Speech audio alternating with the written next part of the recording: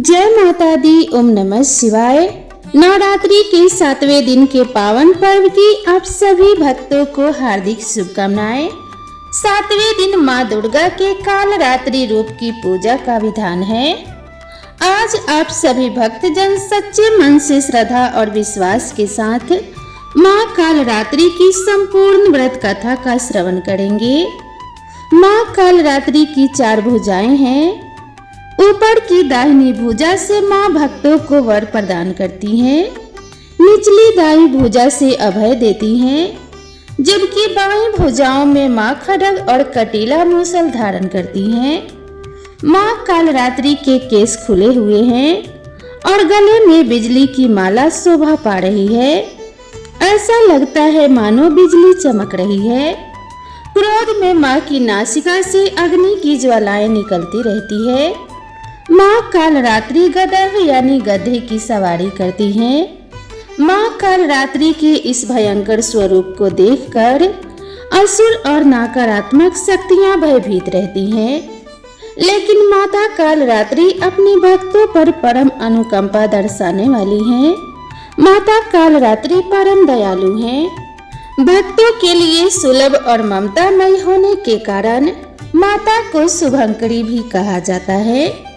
श्री दुर्गा सप्तशती में महिषासुर नाम के दैत्य के वध के समय माँ भद्रकाली की कथा का वर्णन मिलता है कि युद्ध के समय महाभयानक दैत्य समूह देवी को रणभूमि में आते देखकर उनके ऊपर ऐसे बाणों की वर्षा करने लगे मानो बादल मेरुगिरी के शिखर पर पानी की धार बरसा रहा हो।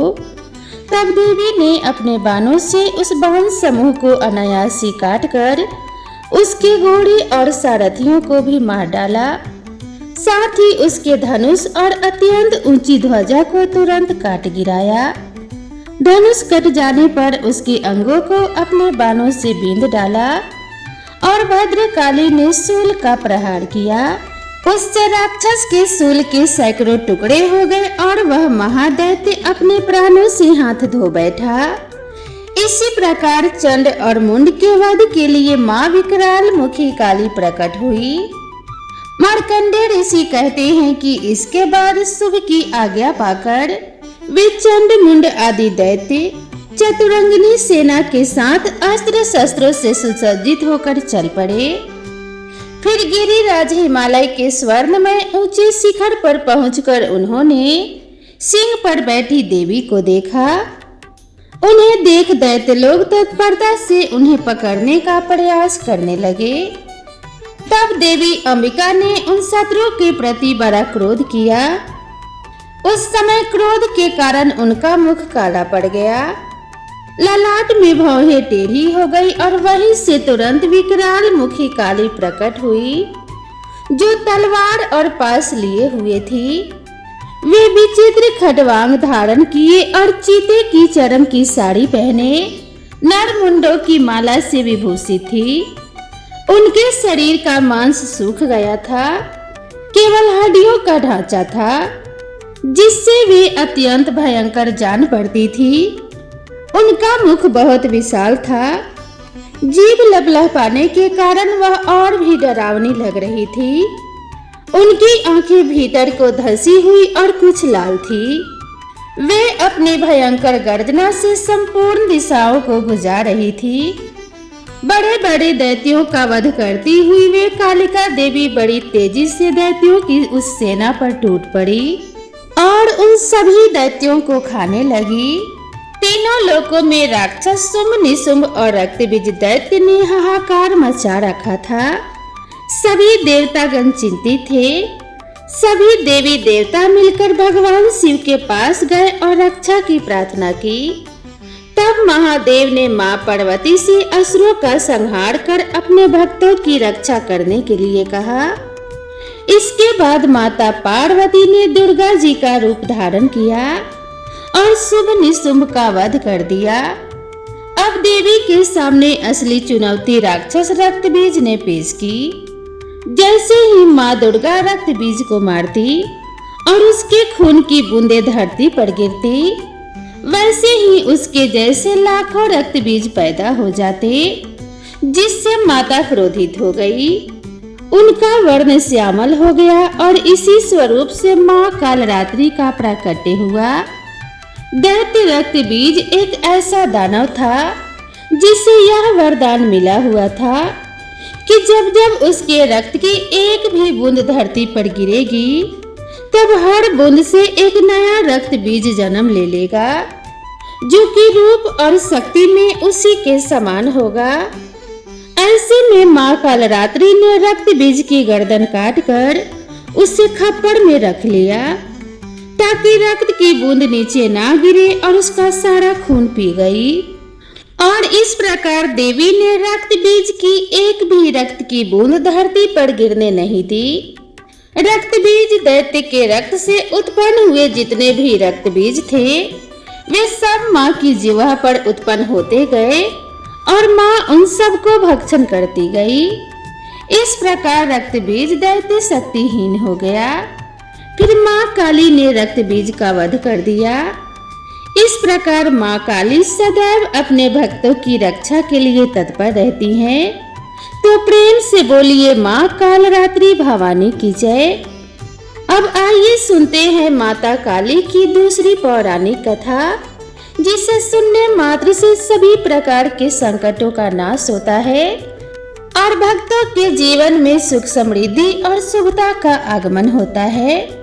दूसरी कथा के अनुसार एक समय दारुक नाम का एक पापी असुर ने ब्रह्मा जी की तपस्या करके उन्हें प्रसन्न कर लिया।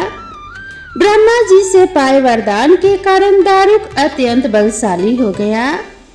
वह देवताओं और ब्राह्मणों को परेशान करने लगा। वह उन पर अत्याचार करने लगा और धार्मिक अनुष्ठान यज्ञ बंद करवा दिए और स्वर्ग को चला गया। सभी देवता विचलित होकर ब्रह्मा जी और विष्णु जी के पास सहायता मांगने के लिए चले गए। ब्रह्मा जी ने बताया कि दारुक का नाश सिर्फ स्त्री के हाथ से ही हो सकता है। सभी बड़े बड़े देवता भी उससे युद्ध में हार चुके थे। अंत में अब निश्चित किया गया कि दारुक का वध भगवान शिव की पत्नी माता पार्वती करेंगी। भगवान शिव ने अपना तीसरा नेत्र खोलकर भयानक और प्रचंड महाकाली को जन्म दिया। उनका शरीर काले रंग का था।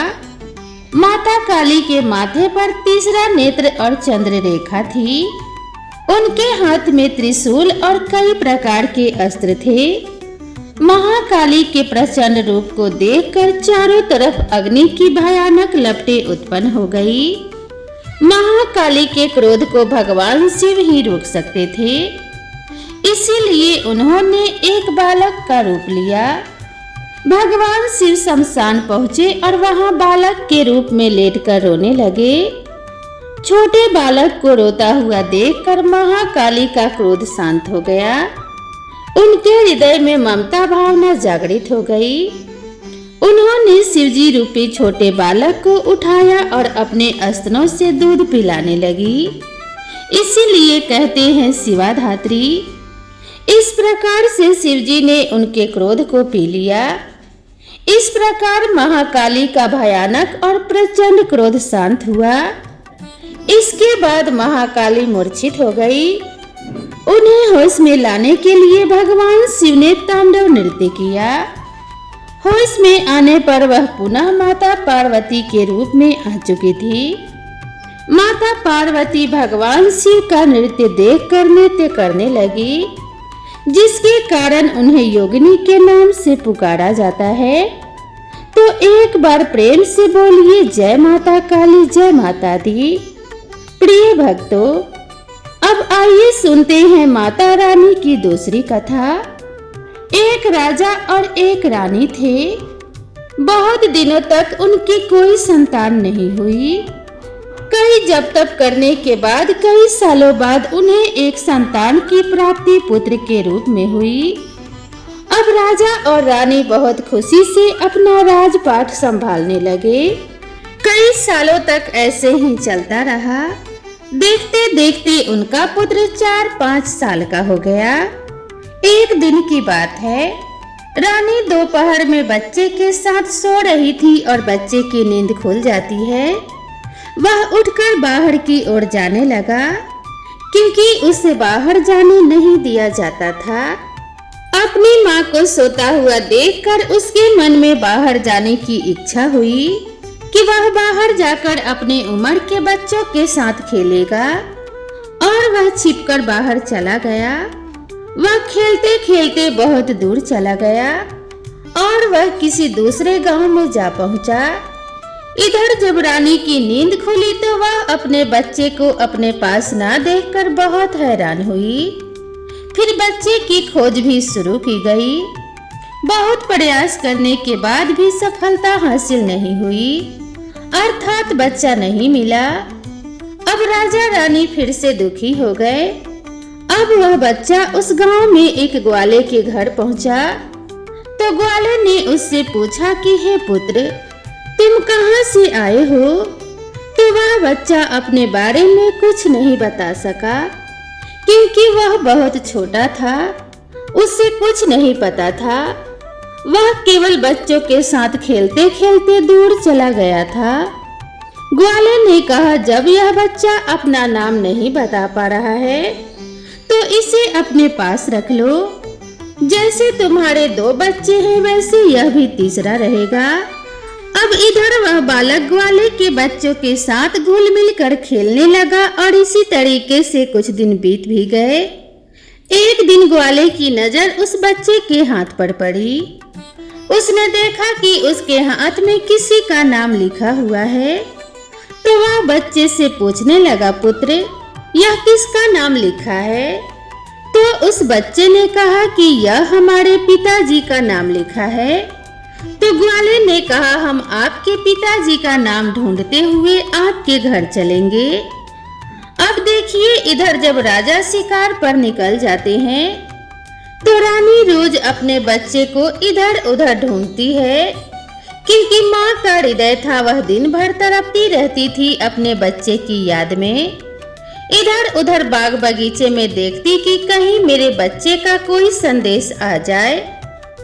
रानी यही सोचती कि इतने दिनों के बाद एक संतान हुई थी, तो मैंने अपनी लापरवाही से वह भी अपने हाथ से गंवा दिया। अब रानी एकदम निराश होकर एक गांव में पहुंची। वहां उसने देखा कि कुछ औरतें मिलकर देवी माता की पूजा कर रही थी, तो रानी भी वहां जाकर बैठकर पूरी पूजा देखती है और पूजा के दौरान माता रानी की कथा को बहुत मन लगाकर सुनती है। पूजा खत्म हो जाने के बाद सारी सुहागनें रानी को प्रसाद देती है। तब रानी ने पूछा, बहन, आप किसकी पूजा कर रही हैं? हमको भी बताइए। तब सभी सुहागिनों ने मिलकर कहा, हम माँ भवानी दुर्गा की पूजा कर रहे हैं। माता बहुत ही दयालु है, वह अपने भक्तों के सभी संकटों को क्षण मात्र में दूर कर देती हैं। बस ध्यान करने वाली बात है कि तब तक आपकी मनोकामनाएं तुरंत पूरी हो जाती हैं। जब आपकी मनोकामनाएं पूरी हो जाएं, तो आप तुरंत माँ देवी की पूजा करें। आप जो मन्नत मांगती हैं उसे पूरा करें। मनोकामना पूर्ण होने के बाद माता रानी की पूजा तुरंत ही कर लेना चाहिए, उन्हें टालना नहीं चाहिए। रानी ने अपने मन में सोचा कि अगर माँ भवानी माँ दुर्गा ने हमारे बच्चे को सकुशल हमारे पास वापस पहुँचाया, तो हम भी इसी तरह से सभी सुहागिनों के साथ मिलकर माता रानी की पूजा करेंगे और व्रत रखेंगे। उधर रानी ने यह मन्नत मान लिया था। इधर ग्वाला बच्चे को लेकर उसके पिता की तलाश में निकल पड़ा। वह कई जगह पूछते और ढूंढते हुए काफी देर बाद गांव के किनारे पहुंचा, तो एक व्यक्ति से पूछने लगा कि भैया, इस नाम के व्यक्ति को क्या आप जानते हैं? तो उस आदमी ने बताया कि हाँ भैया, यह हमारे राजा का नाम है, उनका पुत्र खो गया है, क्या यह उन्हीं का पुत्र है? यह बताकर ग्वाला को घर का पता बतलाया। ग्वाला जब बच्चे को लेकर राजा के द्वार पर पहुंचा, तो राजा रानी ने अपने बच्चे को देखकर उसके गले से लिपटकर रोने लगे और बार बार ग्वाले का धन्यवाद करने लगे। अपने बेटे से मिलकर राजा ने पूछा, भाई इसको आपने कहाँ पाया? तो ग्वाले ने कहा, राजा साहब यह बालक घूमते घूमते हमारे गांव आ पहुंचा था। तब हमने इससे इसका पता और इसके पिता का नाम पूछा, लेकिन बालक कुछ भी नहीं बता सका। एक दिन खेलते खेलते जब मेरी नजर इसके हाथ पड़ गई तो इस पे आपका नाम लिखा हुआ था और उसी नाम के सहारे हमने इसको आप तक पहुंचाया है। प्रिय भक्तों, रानी की खुशी की कोई सीमा न थी। अपने पुत्र को फिर से वापस पाकर रानी ने राजा से कहा, ग्वाला को खूब धन दौलत देकर विदा कीजिए। लेकिन ग्वाला ने कुछ नहीं लिया और कहा, जितनी खुशी आपको हुई है अपना पुत्र पाकर, उतनी ही खुशी मुझे भी मिली है कि मैंने आपकी धरोहर को आप तक पहुंचा दिया है। अंत में राजा ने ग्वाले को धन देकर विदा किया।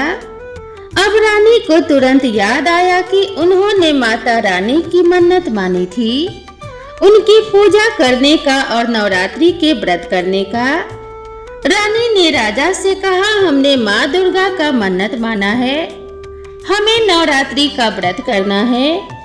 हम नवरात्रि का व्रत करेंगे। नगर के कुछ स्त्रियों को निमंत्रण दीजिए और तुरंत माँ भवानी की पूजा कीजिए। रानी ने तुरंत माता की पूजा करने वाली सारी सामग्री इकट्ठा करवाई। माता रानी की पूजा विधिवत की गई। सभी सुहागिनों ने मिलकर माता रानी की विधिवत पूजा की और माँ भवानी दुर्गा माता जी का गीत गाया गया। जिन सुहागिनों को माता रानी की कथा आ रही थी, उन्होंने माता रानी की कथा कह सुनाई। फिर अंत में सभी सुहागिनों ने मिलकर माता रानी की आरती की और उनसे प्रार्थना की कि हे माँ दुर्गा, जिस तरह आपने हमारे संकट को दूर किया, ऐसे ही जो भी आपको याद करे, आपका व्रत करे, आप उनके भी संकट को तुरंत दूर करना। और जो भक्त आपका व्रत भी ना कर पाए, केवल सच्ची श्रद्धा से आपका ध्यान करे और आपकी कथा का श्रवण करे, आप उन पर भी अपनी कृपा दृष्टि सदैव बनाए रखना। हे माँ अम्बे, आपका स्वभाव तो बड़ा ही दयालु है, बड़ा ही सहज, बड़ा ही कृपालु है। जय माता रानी। हे माँ भवानी, जिस प्रकार आपने रानी के बच्चे को वापस किया, उसकी गोद भरी, उसके जीवन में खुशियां लौटाई, उसी प्रकार सभी माताओं की गोद को हरा भरा रखना, सभी के घर में सुख समृद्धि लाना।